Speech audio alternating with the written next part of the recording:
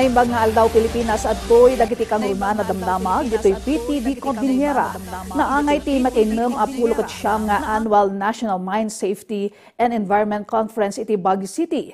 Kangrunan ang natalantan dito'y ti responsible mining. At ati report ni Dante Gitu. One Tea Forever. Iti mining. Daytatin lawlawag ni Engineer Marshall Mateo, mainaig iti pakasaritaan iti sustainability iti mining. So, i-assume natin na after certain number of years, madidipit yung deposit natin. So, yung pinaghahandaan natin. Dapat yung community, ma-prepare natin na kung walang mining, dapat meron kang other source ng income na yung mga tao hindi na siya aalis. Kasi, katulad sa Felix, nakabuo na silang isang malaking community. Maisa ti sustainability kadagiti nagbali na sentro ti tungtungan iti 69th Annual National Mine Safety and Environment Conference nga indonwan ti Philippine Mine Safety and Environment Association ita atawan. Ti tema, Mining 4.0, Safer, Smarter, and Sustainable. For these mining companies to be ready na hindi lang sa mining sila nakafocus ng means of livelihood nila in the event na mag-close yung minahan. So, hindi lang tayo nagfo-focus doon sa mga structural development, but also yung livelihood and education, most especially. Kabayatan na, impeteng ti Mines and Geosciences Bureau a posible ti responsible mining. No, base doon sa statistics namin, no, yung natanim na puno ng mga mining companies, kumpara mo doon sa na-disturb, mas marami yung natanim.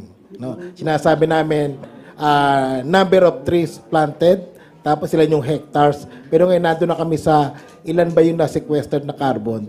Iti Cordillera, dumano na iti sangapulo ket talo tinaideklara aminahang bayan, ngem dua paylaeng ditoy ti addaan ti kontrata.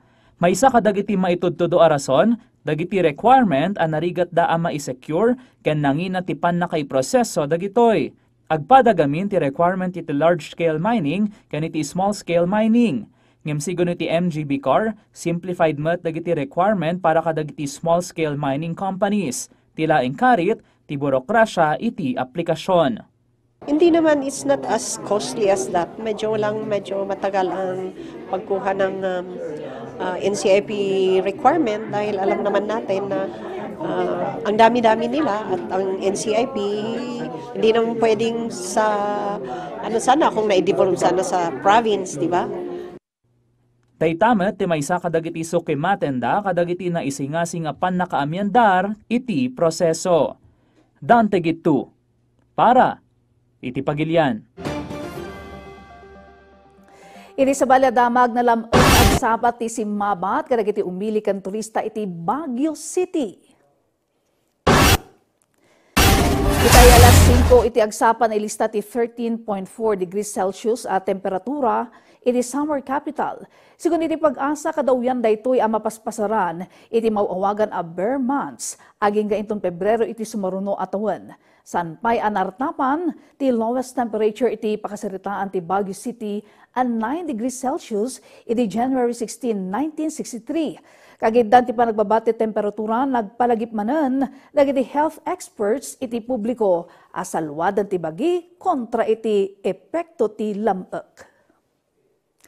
Dagiti kangruna na damdamag dito'y PTV Cordillera. I-like and i-follow ti PTV Cordillera iti Facebook ken TikTok ken ag-subscribe iti PTV Cordillera YouTube channel para iti PTV Balita Ngayon sa probinsya. Siya ni Ala Sungduan na imbangal daw.